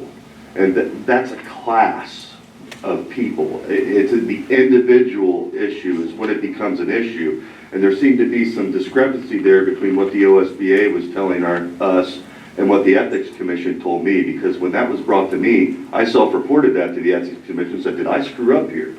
They said, no, you didn't screw up here. Your stepmother's one of 60 people, and the law doesn't even require you to abstain for a stepbrother or sister. It's just a brother or sister. So I had suggested to Katrina at that time that we employ the services of a lady named Susan Walecki, who, the lady that I worked at, Katie Sachs at the Ohio Ethics Commission, Susan Walecki does board training on site on ethics issues, and especially since we have so many employees of our district that also have board members represented, I think it would be healthy for us to do. So I printed this, and I wanted to give it to you, tonight, just to make sure that you had it, because I think that would be a good work session for us to get on the docket sometime this fall. So that was it. Yeah, I do think that there were some dates sent out or something along those lines for that training. I'm not sure that There were, anybody because you had to have a responded to minimum that. amount So. for her to come here. So the minimum amount was like 50, or it was a high number, and we don't have that many. So there were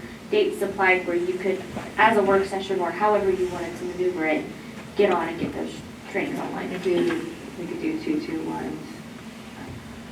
That kind of Right. thing. If our office is in Columbus, could we do it at the same time of the Capitol Conference in Columbus? I think that would be up to whether they allow that or not. I don't know.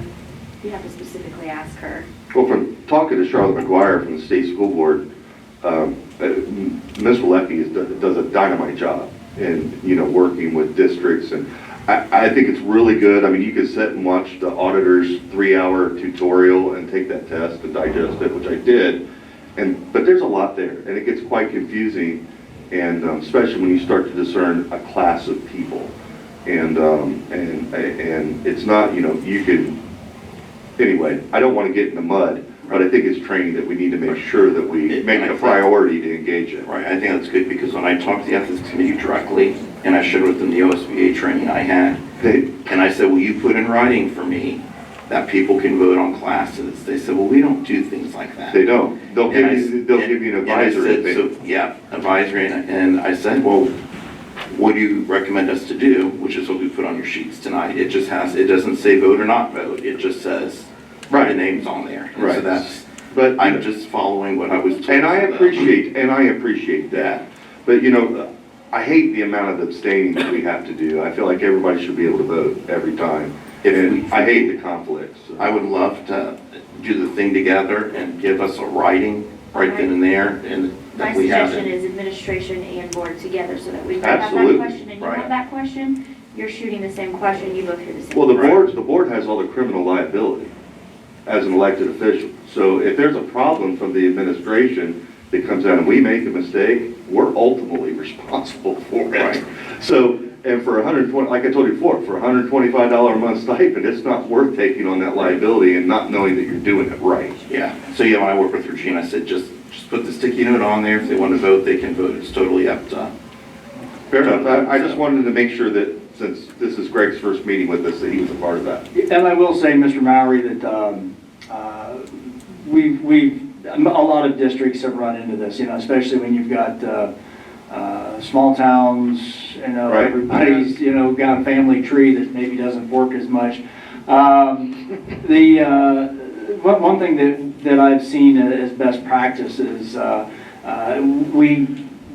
my current district, we run into this, almost on an annual basis, 2 or 3 times a year. And typically what we do is we carve off those names. Again, same thing, we don't want to have a board member that is forced to abstain for 90% of the vote. Right. And for 10% of a relation conflict. So oftentimes actually doing that as a separate motion, so that way you only abstain on that one name, or we only have certain people that have to abstain for those situations. It makes it much cleaner. Yeah, we did that in May, and it was, I think we had almost A through Z. It was confusing. And it was very hard to track. I mean, we're trying to get through it. And so that's why I'm saying, let's focus on what's critically important for us to focus on. And let's not waste our time focusing on something that there is no conflict there. Like my stepsister being one of 35 people that take tickets at an athletic event. Follow me? Thanks. I need a second? So are we on B? We're on B, yes, we're on B, and I need a second. Second. Roll call, please. Mrs. Neese? Yes. Mr. Rattler? Yes. Mrs. Getter? Yes. Mr. Bowery? Yes.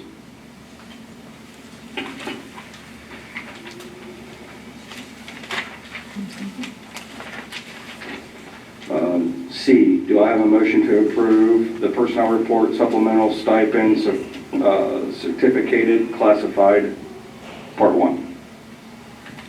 So moved. I second it. First by Nyla, second by Ann. Roll call. Mr. Dackler? Yes. Mrs. Getter? Yes. Mr. Bowery? Yes. Mrs. Neese? Yes. On to D, do I have a motion to approve personnel report supplemental stipend, certificated, classified, part 2? Done that twice without stumbling. So moved. First by Jason, I second it. second by Ann. Roll call. Mr. Dackler? Yes. Mrs. Getter? Abstain. Mr. Bowery? Yes. Mrs. Neese? Yes. Okay, we will move on to item E. Do I have a motion to approve the revision to the superintendent's contract? So moved. Second. First by Jason, second by Nyla. Roll call.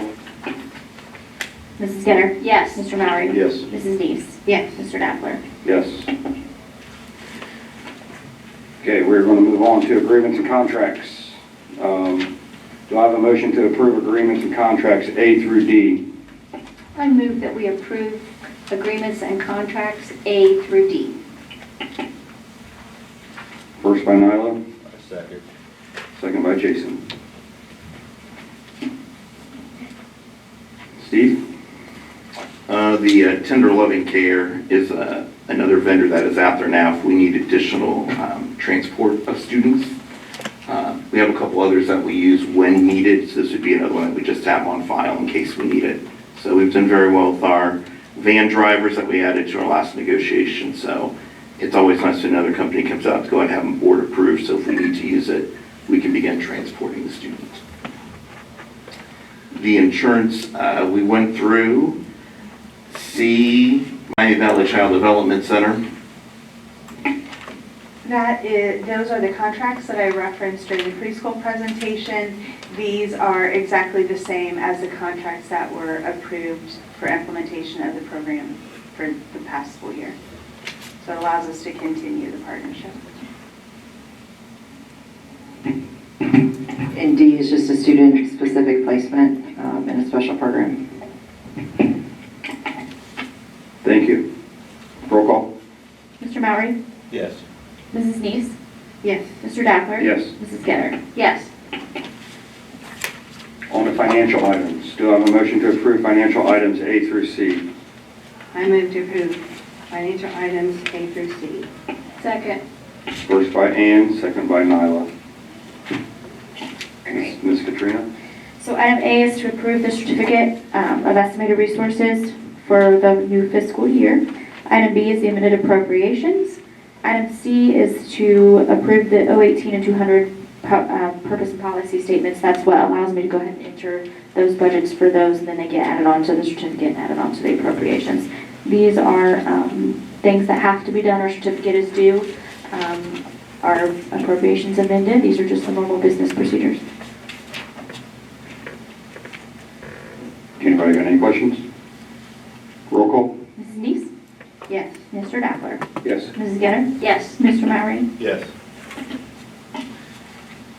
On to acceptance of donations. Do I have a motion to approve the acceptance of donations? So moved. First by Jason, I second it. second by Ann. We have a donation of $4,000 from Medlar-View PTO to Medlar-View Primary School. Very much appreciated. Roll call. Mr. Dackler? Yes. Mrs. Getter? Yes. Mr. Bowery? Yes. Mrs. Neese? Yes. All right, next we're on to reports. MVCTC, Ms. Molly Williams. Hi. So, since our last board meeting, we have only had one meeting this time, and it was our annual board retreat. And they did feed us breakfast because you had to be there at 8 a.m. So it was a good carrot, like, get here and we'll feed you. So it was a great meeting, and I wanted to pass out part of it because they presented this strategic plan for the upcoming 5 years. And I just love how thorough CTC does create this. It's a 24-page document, so I didn't print out all of it. But what I did print out was their vision, their mission, and their belief statement, because I do believe that we do so much with them, and we have so many students. We have over 100 students out there that I wanted you to see how much they put into their strategic plan. They had over 60 people go over this plan to improve it and make sure that it was current and it was applicable and it was in the best interest of the students. They had people from their staff, they had students, they had people from Sinclair Community College, they had people that run businesses that employ the students while they're there. Everybody sat down and looked through this and gave it, and they also had committees for each strategic part of it so that they could go over and make it very thorough. So I did want to pass these along. You can take one, there should be enough for everybody. Two of my favorites. On their vision, it's your future, our passion. Their mission statement is we are dedicated to providing premier educational choices and advanced employment preparation for youth, adults, and organizations of the Miami Valley. So they have a lot of things to provide, and they do a great job of handling all of the people that go there. But the beliefs I thought were amazing. Number one, family is a primary influence in the development of an individual. So they realized that they are partnering with families all over the Miami Valley. And then my second favorite was every student has a right to an education, but not the right to interfere with others. So I thought, they're making students very responsible for their actions. All of them are really good, and I just wanted to share that with all of you. There will be 2 meetings between now and our next board meeting, so I'll have more about it. We did review the superintendent and the treasurer, their contracts, and they were both renewed because we feel very fortunate to have such great staff up there. Dr. Webley and Dr. McKee Mr. McKee are amazing. They really do a great job and are very proactive in what they do. So that's all that I have. Thank you. We're going to go on to legislative liaison, Jason Maury. I'm going to glance over this, but I sent a copy of it to Katrina and to Regina if they could include it in meeting minutes if anybody wants to read it. House Bill 96 remains quite fluid. I know you were pretty confident earlier, but there were 67 line items that were vetoed by the governor. The leadership of the assembly has met and will convene, I believe, on the 21st with the goal of overriding a lot of the line items related to property tax reform. We could sit here and discuss it, but it's all arbitrary. And who knows who will support and what they will support, how they will support it, what they'll override, if anything. So rather than sit and waste our time assuming something, we'll revisit it next month, hopefully, when there's a little more clarity to what that means. Senate Bill 172 is something that's starting to get a little bit of voice. It will require public officials and offices to allow law enforcement agencies to make arrests or detain individuals for immigration enforcement purposes. This is becoming kind of a hotbed issue in our country, and I reached out for some legal insight, see if there was anything that we needed to do as a community. And this is complicated because the Supreme Court has already ruled that citizenship cannot be a barrier to access public education. So how this is all going to come out, I don't know, but a lot of people in the community have asked me about this, and this stems a lot from Senator Marino's office. After there was, I believe, he was 24, 25 years old. He was a legal Venezuelan, something I believe, I could be misspeaking about a firearm, who was enrolled in K-12 public education in north of the Akron area, I believe. And there was a lot of the enrollment parameters that, weren't real clear how that happened. And after that happened, I reached out to Mr. Daffer, and I believe he passed on it to you because I read through our, we have a very, very good policy in the Neola 5000 section that details what the board has approved. And the question I ask, can that be overridden by anybody but the board? Is that an arbitrary policy, or is it enforced every time, all the time? Good question. You're talking about enrollment? Yeah.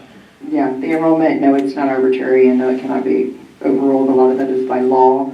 And my staff is very well trained in what they're allowed to accept and what they need to have before someone is enrolled in our district. Because I know a lot of times some of the stuff you ask for, it's like stuff might be a hassle to source. So when people put pressure on you, you say, sorry, it is what it is. It's the rules, you gotta follow them. Yep, I'm the bad guy. Great, I appreciate that. That's why you make the big bucks. Now on something more positive, piggybacking on Molly is, I talked to a good friend and colleague of mine who was on Governor Braun's transition committee for their education department in Indiana. And he's actually a Miamisburg resident. And he started sharing with me about a partnership called Career Connections. It's a trade school expansion program, and I shared the details with Mrs. Moore. She shared with me that 40% of our graduates don't go to college.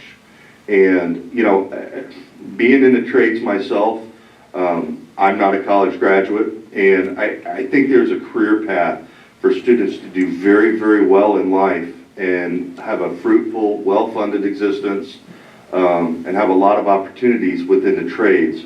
And the neat thing about this program is they're working with the legislature in Purdue University in Indiana to basically have a version of this trade school that's available in high schools for the students that don't qualify to go to CTC, so that they can actually go through this apprenticeship program in high school with accredited classes, and when they graduate, be an entered apprentice with the local labor union. And that will expose them to, they could be a millwright, they could be a welder, they could be a carpenter, they could be a drywall installer, they could be a flooring installer.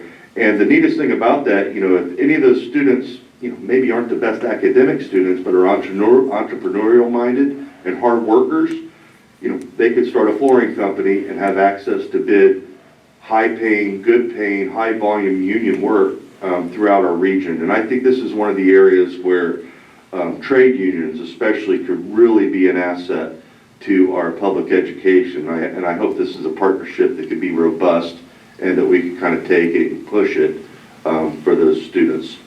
The next thing that I wanted to bring up just in the end, reading through this and doing some research, it seems like the insurance buying model for high net worth individuals or high net worth entities, especially in the public sector, is somewhat broken.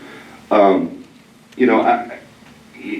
I've talked to colleagues of mine in, all around our region. I won't name drop so their phones don't ring, but, some of them have their everything fully disclosed and some don't. And, and that makes me start to ask questions and start to understand why. And, I believe our taxpayers really deserve to know that. And we're in a really unique time because we are all getting absolutely kicked in the teeth with rising property taxes. And it doesn't matter how much money you make, you're noticing it. And you're noticing it in a big way. So how we spend that money that's given to our school, I think is critically important for any future levies to be successful, because we really have to show our community that we're scrutinizing all these things and meeting them halfway in that decision, doing everything that we can to operate as lean and fiscally responsible as possible. To that, I think because of the rising property values for high net worth, I know that a lot of insurers lean on what is allowed by the Ohio Revised Code. And I get it that limits that, but I actually think that needs to go a step farther for public education and require that those commissions be documented and be a line item on the reports that boards approve. And I also think that there needs to be some real thoughtful conversations through our legislature about caps on what that can be, maybe per volume of income or something like that, a formula that makes sense so insurance companies can stay viable, profitable, and healthy, but the community can be sheltered from the rising property values that are out of control. Other districts in our region have went to that model, such as Lakota, which ironically enough, our new leadership came from. And this same approach is how Fortune 500 companies get insurance, through flat things. So I intend to use my position both as the local GOP chairman of the Education Committee and the Board of Education member here in Miamisburg to press for some common sense legislation to increase the transparency in this area and hopefully provide Ohio taxpayers a little bit of shelter in these areas. So that's all I have. Thank you. Next, we got Drug Free Coalition. Yes, we had our Drug-Free Coalition meeting today via Zoom, and mostly it was completing announcements of upcoming events. The Back to School Bash is August the 3rd. They're looking for donations for supplies and cash. And then 3 upcoming events, the FOA Rally, the Overdose Awareness Day, and the Recovery Fest are all coming up in the next few weeks.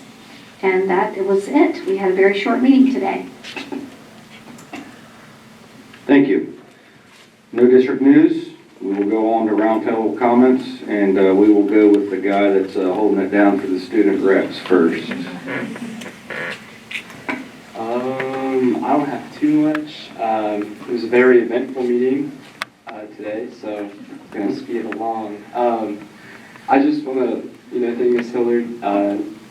She kind of came on the board when we were all new, and her explanations on certain financial matters that are kind of hard for most normal people to understand were very enlightening, so I learned a lot from her explanations.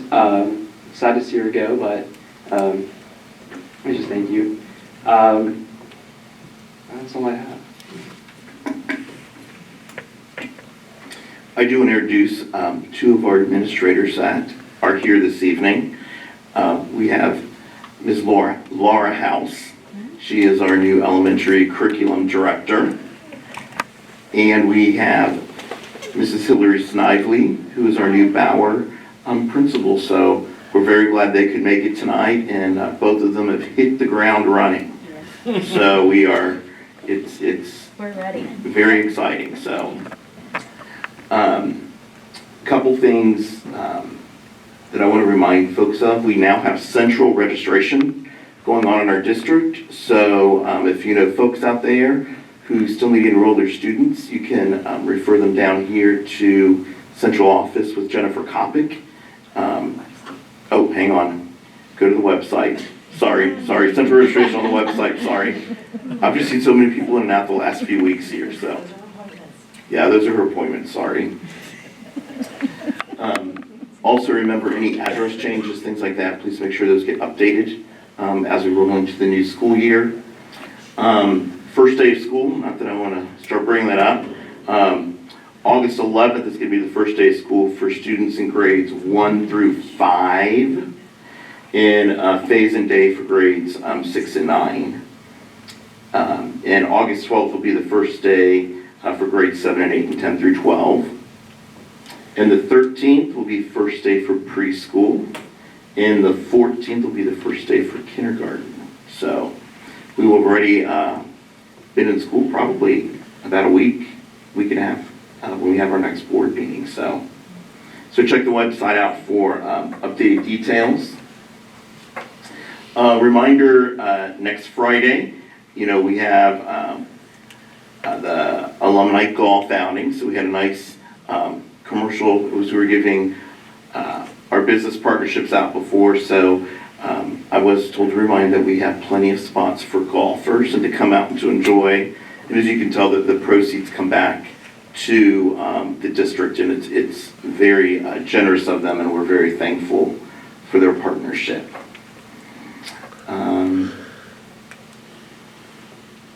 Student reps, our new ones right here, and I was just going to welcome them. And then just finally, it's Katrina's last meeting and Amy's last meeting, and I just want to thank you both for your time and dedication that you've given to the district, and we wish you the best as you guys move forward. So, words of wisdom, Greg. Pass. And one minor thing, we're ready to take notes. Alrighty, I will definitely keep it short here. I just want to thank, all the hard work that everybody does in the district. Everybody does work very hard. I believe people take on multiple tasks here and do a good job. So thank you for that.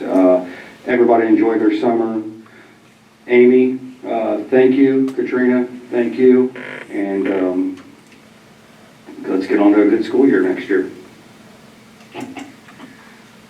So I'm just going to start with thank you, all of you, for working so well with me over the last year. I was here for a short amount of time with the SRC, contracted here, but I'm going to be moving on to somewhere permanently, so it'll be a little bit different, but I am super thankful for the Miamisburg experience and for all of you. Your team started out great. Your team is changing, but I still think it's a great team, and I think it's a great board, and you guys have so much going for you, so I'm super excited for you. Also, on August 11th, when it's your first Students' Day back, it's also my birthday, so you won't forget about me.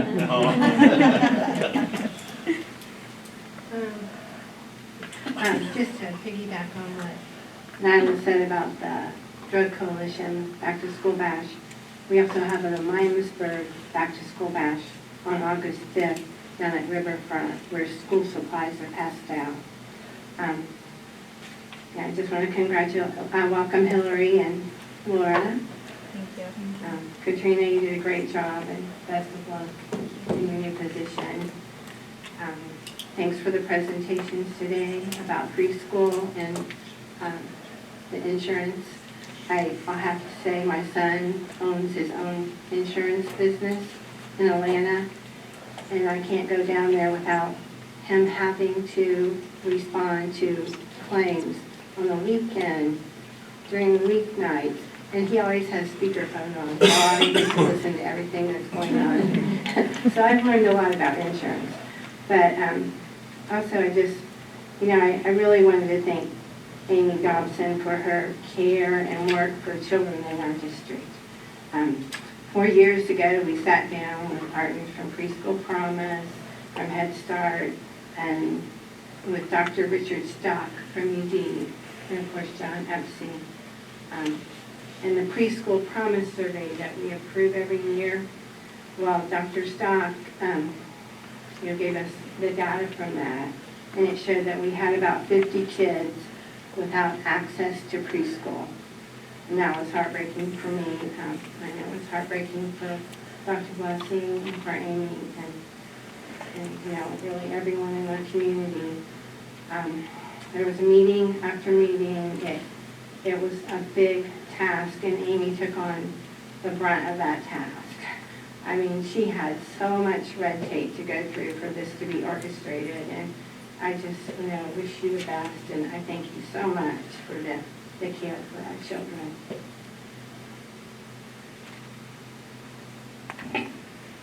Well, I would also like to welcome Hillary and Laura. We're very happy to have you with us in Miamisburg, and I'm sure I'll enjoy working with you. Best wishes to Amy. I've known Amy since she was a little girl, and she spent a lot of time at my house because my daughter and Amy were very good friends growing up. So I will miss seeing her on a regular basis, but I know I'll see you around, so I'm glad for you. You'll be missed. And thank you to Katrina. Really enjoyed getting to know you, and thank you for your financial leadership. Really appreciate that. We're glad that Greg's on staff with us now, so I know we're going to be very successful. Saying goodbye to you and welcome to Greg. And then I'd like to thank Medlar View PTO for the wonderful donation, and to all the business partners. I don't think a lot of people in the community realize how many business partners donate money and equipment to the school district. It's amazing, because then that is money, we've been talking about budget, that's money that the district doesn't have to outlay to purchase equipment. So I really appreciate that. And I do wish that everybody enjoyed the last few weeks of summer, because school will start soon. That's kind of sad that summer's almost gone, isn't it? Hey, you speaking those words into the record, I'm sitting there like, oh no, I'm ready to do it all over again. I want to first, some names jump off the page sometime when retirement. Reggie Parker's retired, and she was my sister's friend growing up. It's hard to believe I'm at an age where friends from earlier in life could actually be retiring, but congratulations to Reggie. I'd like to congratulate Zach Myers on his promotion to be our new assistant athletic director. You know, Jason Osborne is a good friend and has been for a lot of years, again, back to the childhood, and he's done a dynamite job. And I know last month we had the privilege of promoting Mr. Shade. He's going to fill those shoes quite well. And there's no better family and really no better person in our district other than Zach to kind of move up into Shade's role and do a good job moving forward. So congratulations to Zach. Beyond that, you know, when you hear some shakeups in the administration of the school district, when the timing isn't convenient, let's just say, and you wonder, what are we going to do? And, you know, I just have to thank both you, Laura, and you, Hillary, for answering the call and having the confidence in our district and our new superintendent to come be a part of it. Our new superintendent has been nothing but impressive to me as an executive and as someone who is in charge of her role. And I'm very much looking forward to her being in the district every day to be a benefit, not just to you, but to our kids and to our teachers as well. Same with you, Mr. Wells. You know, I told you the other day when you called me that I purposely hadn't called you because you don't work here yet. And so, you know, I wanted to respect that, but in a couple of days, man, wait, you just wait. I'm joking. I won't abuse the privilege, but yeah. The only other person that I wanted to thank was Jason Clark, who's a Miamisburg resident. He is the, I forget his specific title, but he's the one that's working with Governor Braun in Indiana with the Career Connections thing. And he's a Miamisburg resident. He's a great guy, and he spent a lot of time and energy getting me connected with the right people. I think the gal was in Cuyahoga County with that program. She seems to be really good and seems to have her stuff really put together. And I really hope that the trade career connections thing can really be an asset for our kids. So hope everybody enjoys the rest of the month and has a great start to the school year. I guess I get to end it. So I want to say thank you to Katrina and to you for all your work and everything. And I wish you both the best in everything that you're doing in the future. And welcome, ladies. I was a Bauer bee, so I'm so excited. Go Bauer. I think it's going to be great. And also for all the kids or parents who are watching, they mentioned that it's the Back to School Bash, but that this year is at Riverfront Park, and it has been combined with National Night Out. So you can go and see all the police officers and the cool police dogs and get to sit in a cruiser in a fun way and do all those things and get free school supplies. So it's right. Whichever one, you know. It'll be whatever experience you want. Right. But it is a great evening and it's all free and there's so many things that are available in this community for all the children. So please come join us. I know there's a lot of merchants downtown and the Miamisburg Merchant Association are all going to have tents and freebies and stuff. So it'll be a fun family night out. So please come join us. So pray for good rain, no rain, good weather, and enjoy your last bit of summer, everybody. So, I'm a weirdo, I like fall, so I'm done. So have a good night. Is that career thing only for union, Jason? Is that career center only for union? You can only go into the union out of it? You come out, no, you can go wherever you want. You can go wherever you want out of it. But it's just, it's supported by the Carpenter and Millwrights Union. The curriculum is. Gotcha. So if somebody gets out of school and, you know, say they learn carpentry trade or sheet metal work, they could work for you, you know? Right, or merit base. But, you know, the cool thing about it is when they do graduate, they're assigned a mentor. And they have, you know, job placement. There's a lot of resources there for them to take advantage of if they don't have the good fortune of finding a job in the private sector. Do I have a motion to adjourn? So moved. I second it. 8:04, roll call? Mr. Dappler? Yes. Mrs. Getter? Yes. Mr. Mowry? Yes. Mrs. Dees? Yes.